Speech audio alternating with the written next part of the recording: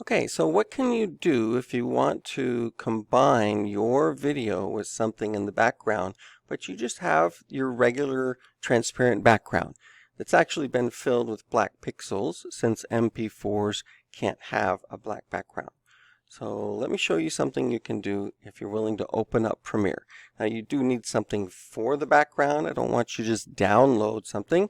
So let's go back and look in our favorite assets. You can see I've got my Photoshop file back here. You could make something new, but there's really no need if you've already got your backgrounds made for this. We'll just recycle this one.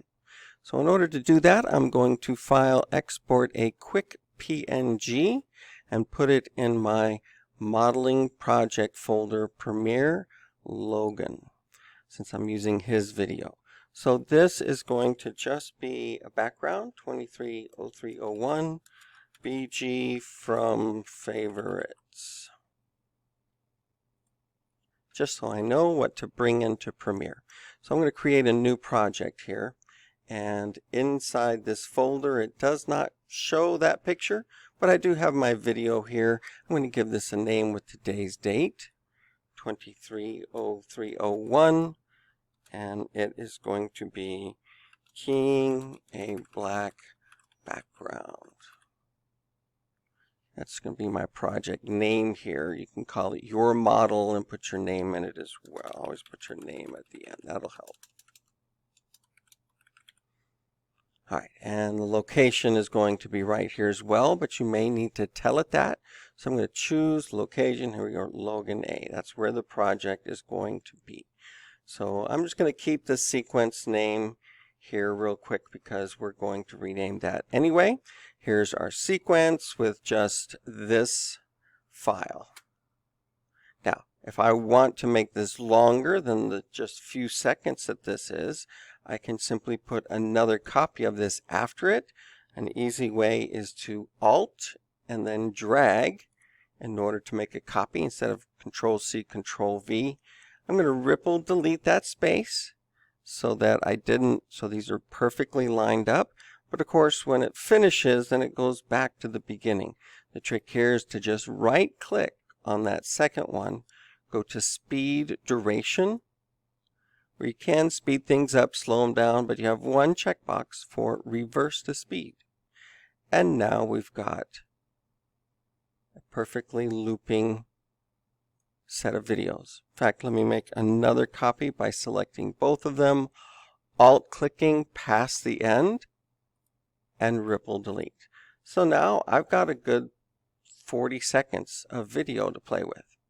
This is going to be called Sequence 2 right now. Yours may say Sequence 1. I'm going to call this my model animation. Just a whole sequence with all of these in it, allowing me to then make a File, New Sequence. That's that 1080p right here. AVC HD 1080p 30 is what I've been using. I'm going to call this one my master sequence.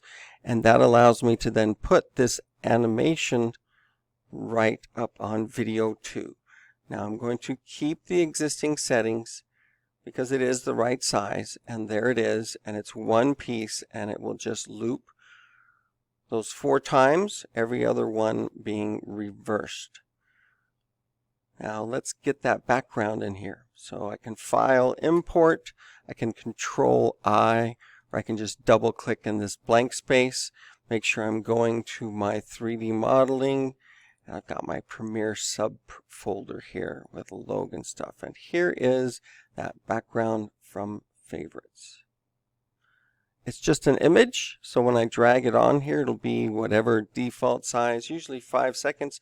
Why can't I see it? Because those black pixels are still there. I'm just going to extend it for now. And I need to apply an effect to delete this background. We're going to color key it. So if I type color, or maybe even just the word key, we've got a color key right there. The Ultra key is the one we use for green screen. We can't use that on black. So we're going to color key this instead. It's a little bit simpler version. I'm going to drop it on there and you can see that we've got a key color right here. So if this lets you drag it over, you might be able to get it to work for you. I'm trying Control, Alt. Since it's black, I can pretty much click in that box right there and just choose black. If it would let me choose that, I would much rather go and select, there we go, and select that black color. And the color tolerance right now is 0, so it's not even going to take those pixels. Let me type in a 10, and you can see that now it's taking out most of it. Is it perfect? No. Let me go to 100%, just showing pixel for pixel what it's going to look like. And you can see that it's doing an imperfect job of this. Let's see what happens if we play with edge thin. That just cuts away from the edge.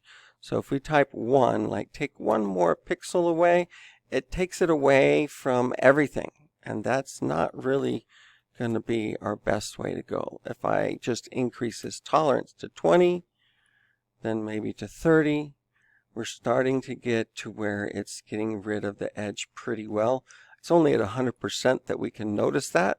If I go to fit, we have a pretty good keying out. Remember, when it's playing, it's kind of rough. When you select the pause, you get a better idea of what it's really going to look like.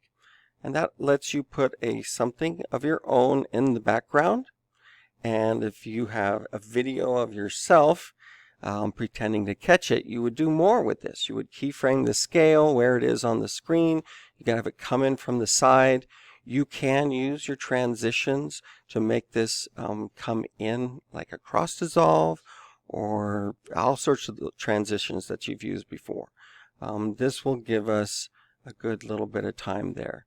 If you want a video that long. Now, I do recommend using cross dissolves so that it's not just starts there and ends abruptly, but you know how to do that from your previous project. Let me just give you a refresher on how you turn this into a new video. I haven't saved this in a while. Very bad. You got to save this periodically. This will be crashing on you, as you well know. File, Export, Media. This only works because my timeline is what's highlighted right here with the blue focus. I think we can give it a better name than this. So this is 230301 Logan Animation Composite. Put your name on it. Just showing composite just means a combination of two. We've got a preset here, high quality HD. That certainly works. We're not uploading to YouTube, but that's still a pretty good setting as well. H264, that's the big one right here. And a name and a place. Notice where it thinks I want to put this, back in my favorite things project folder. That's because that's where Premiere used to be working. So please make sure you decide where that video is going to go, even if it's Blender and then your output, so that you've got one place to go and look for things.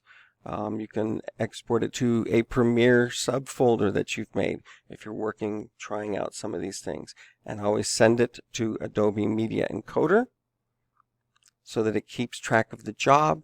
If it crashes, you can just say, hey, let's run that again. If you say that doesn't look too good, what did I do? You could change it.